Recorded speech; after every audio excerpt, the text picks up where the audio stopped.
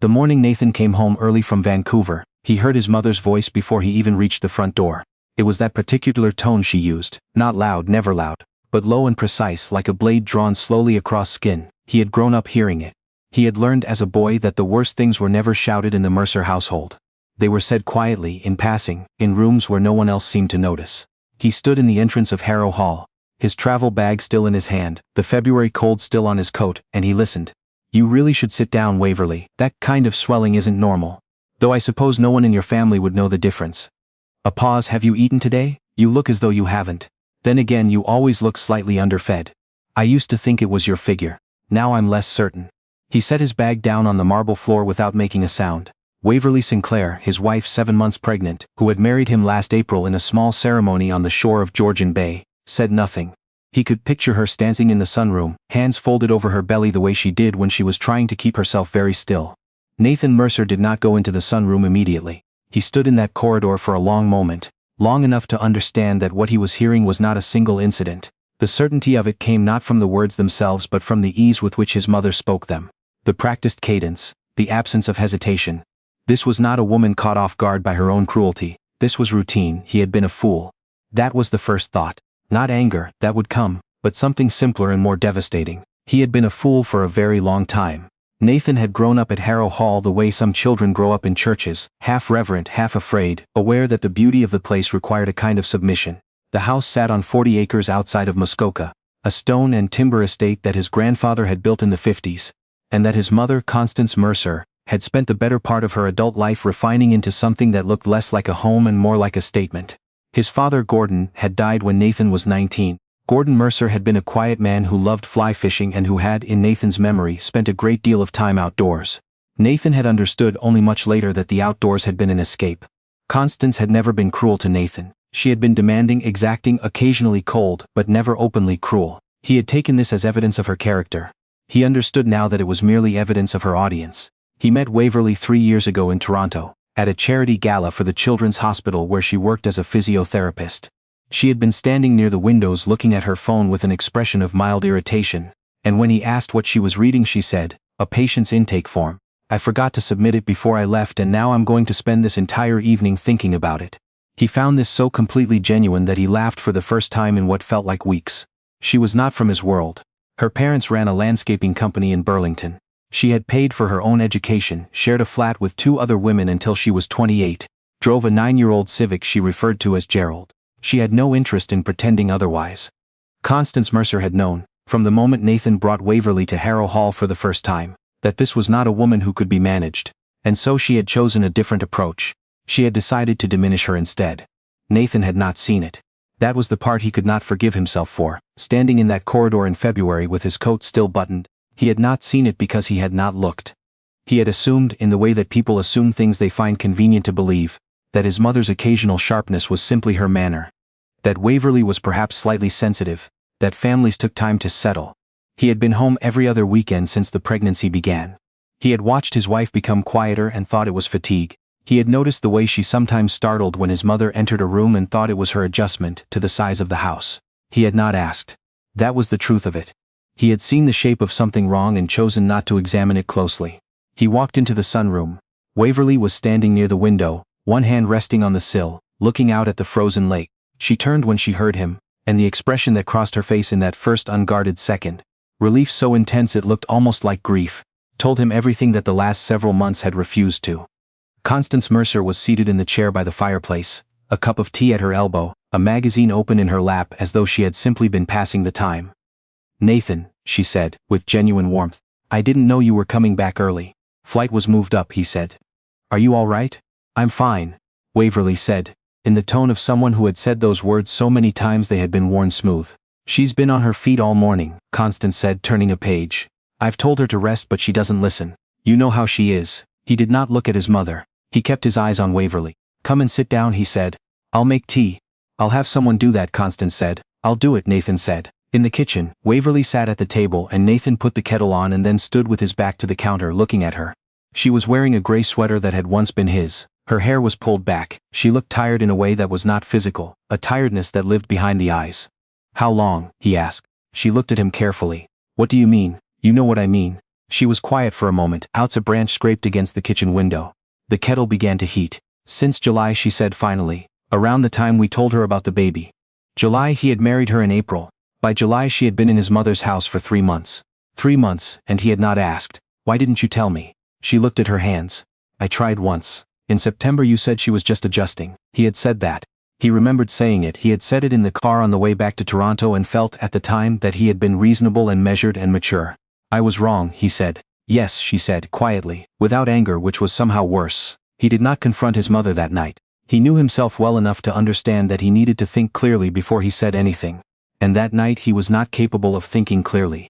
He lay awake beside Waverly, who slept with one hand under her cheek, and the other resting on her belly, and he went back over everything he could remember from the last several months, and looked at it differently.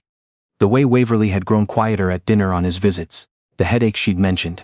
The weekend in November when he'd arrived, and found her in the bedroom at 2 in the afternoon, and she'd said she just needed to lie down and he had accepted that. He had not pressed. He had told himself she was tired because she was 7 months along and of course she was tired. He had been a man who lived at a careful distance from difficult things. He had learned it here, in this house, from a woman who had made distance seem like dignity. Around 3 in the morning he got up and went to his father's old study, which his mother had converted into a sittings room, but which still had his father's bookshelves along the north wall. He was not sure why he went there. Something about needing to be in a room that remembered a different version of this family. He stood at the bookshelf for a long time not reading the spines. Then he noticed, on the third shelf from the bottom, tucked between a set of Gordon Mercer's old engineering texts and a copy of the Canadian Oxford Dictionary, a thin folder he did not recognize. He pulled it out. Was a single document. A legal agreement dated 26 years ago, bearing 2 signatures. One was his father's, the other was a name he had not expected. Linnea Sinclair, Waverly's mother. He read the document twice, standing in the cold of the study with the folder open in both hands. Linnea Sinclair, Waverly's mother, who ran a landscaping company in Burlington, who had come to their wedding in a pale blue dress and cried during the vows, had been, 26 years ago, a co-owner of a parcel of land in Muskoka that his father had purchased in 1987. The land was 12 acres along the eastern boundary of Harrow Hall's property. The agreement was clear. Gordon Mercer and Linnea Sinclair, as equal partners, had purchased the land together and intended to develop it as a retreat property. There were plans attached, hand-drawn, old paper gone soft at the folds, for a modest set of cabins along the waterfront. The project had never happened. Nathan knew that much simply from the fact of Harrow Hall, which had absorbed that eastern parcel into its own acreage sometime in the 1990s, but he had always assumed the land had been purchased outright by his family. He had never had any reason to question it. He turned to the back of the folder. There was a second document, shorter, dated 4 years after the first. It was a dissolution agreement, the partnership being terminated, but the signature line where Linnea Sinclair should have signed was blank. Only his father's signature appeared. He stood very still. Then he went back to the beginning and read both documents again, slowly, looking at the dates. The partnership had been formed in 1987. The dissolution had been filed in 1991. Waverly had been born in 1991. He did not know what any of this meant yet, but he understood, with the particular clarity that comes at 3 in the morning in a cold room, that his mother knew exactly what it meant, and that she had known who Waverly Sinclair was from the moment Nathan had brought her through the door of Harrow Hall, and that she had said nothing. He called Waverly's mother the next morning, from his car, parked at the end of the lane where the signal was better. Linnea Sinclair answered on the second ring. She had a warm voice, direct, the kind of voice that did not waste time on pleasantries when there was something to be said. "Nathan?" she said. "Is everything all right? Is Waverly okay?" "She's all right," he said. "I want to ask you something. About a piece of property in Muskoka." A silence. Not a blank silence, a weighted one. "I see," she said. "I found a partnership agreement in my father's study. From 1987, your name is on it." Another pause. Longer. "Your father and I were very young," she said at last. "We had a plan. We thought we were going to build something together. Not romantically," she added. And he heard something careful in her voice. "It was never that. We were friends. We both had money saved. The land was going to be a retreat. Somewhere simple. For families." "What happened?" "Gordon changed his mind," she said. "That's what I was told. He sent me a document saying the partnership was being dissolved. I never signed it. I told him I hadn't agreed to that, but then he stopped returning my calls and then," she paused. "Then I got a letter from a lawyer saying the matter had been settled and the property had been transferred. I was 24. I didn't have the money to fight it. And then Gordon died and I thought it was just something that was over." "Did you know," he asked, "when Waverly told you she was marrying me? Did you know who I was?" "I knew your family owned property in Muskoka," she said. "I didn't know if it was the same parcel. I wasn't sure. And then Waverly was so happy, Nathan. She was so happy. I didn't want to. Her voice caught. I didn't want to ruin that with something that happened 30 years ago. He sat in the car and looked out at the frozen lane and the bare birches on either side. Did Constance Mercer know who Waverly was? He asked. I don't know, Linnea said. I've wondered. He had wondered too, for exactly 6 hours now, and he had come to the conclusion that the answer was yes. Constance Mercer, who had managed this estate for 30 years and who knew every document in every file in every room of Harrow Hall, had known exactly who Waverly Sinclair's mother was, and she had spent the last several months doing everything in her power to make Waverly feel small enough to leave. He thought about it for 2 more days. He was not a man who acted quickly. He had never been. This quality had served him well in business and badly, he now understood, in his personal life. The same caution that made him careful in a boardroom had made him look away from things he should have looked at directly. He spent those 2 days paying attention in a way he should have been paying attention for months. He watched his mother at dinner, the way she redirected conversation away from Waverly, or across her as though she were furniture. He watched the way Waverly held herself in those moments. The careful stillness, the slight tension in her jaw that he now recognized as the effort of not reacting. He watched his mother ask, at breakfast on the second morning, whether Waverly had made an appointment with the specialist in Toronto, and when Waverly said she had, Constance Mercer smiled and said, I only ask because the doctor you've been seeing here in Gravenhurst is, well, he's adequate I suppose for routine things. Waverly said nothing. She poured herself a glass of water and looked out the window at the lake. That evening Nathan sat beside her on the bench at the end of the dock, both of them in their coats, the ice groaning faintly out on the water. I need to tell you something, he said. About your mother, about this land. He told her everything, the folder, the documents, the phone call.